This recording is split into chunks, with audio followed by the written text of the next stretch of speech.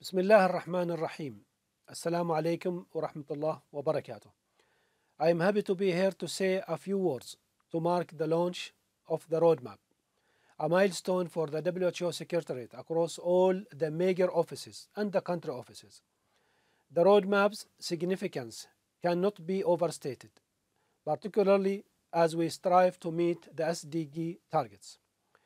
We cannot forget the transformational commitment of the SDGs to leave no one behind. And now the 5-year countdown to the SDGs is nearly here.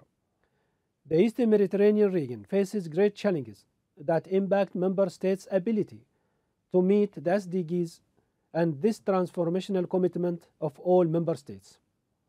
Most importantly, many of the countries in our region are facing humanitarian crises, and such crises can exacerbate inequities and inequalities that worsen health outcomes. For example, the ongoing conflict in Sudan has affected the equitable access to health services, which has resulted in the rise of infectious diseases, mainly the current cholera outbreak. Another example is the gender inequities, which affects the access to essential maternal and child health services due to the complex humanitarian situation in Afghanistan that has been ongoing for the past decades.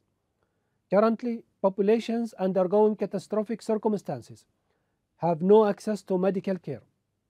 Lack of NCD's prevention and control services is a prominent example, referring to the situation in the occupied Palestinian territories. Health is a human right and obligation of us all. The inequities extends beyond countries in conflict. Essential services could also be inaccessible due to natural disasters. The recent earthquake in Morocco and the flooding in Libya as examples.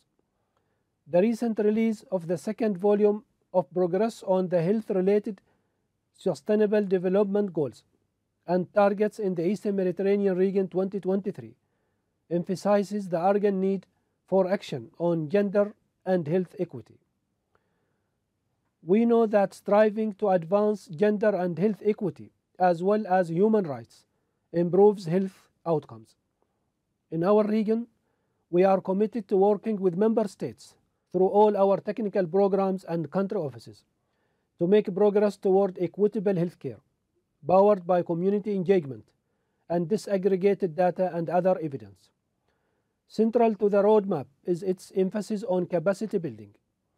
This is critical so that we can all have the skills and knowledge to make the case to our member states and help them to develop more equity-oriented, gender-responsive, and human rights-based approaches and plans. We welcome this roadmap wholeheartedly. It provides the framing that we have been lacking to move together as one WHO to support our member states, to leave no one behind. We extend our gratitude to these three-level products that takes into consideration our regional viewpoints and needs. There has never been a more critical time to prioritize our efforts in leaving no one behind. Our region deserves nothing less than our utmost dedication.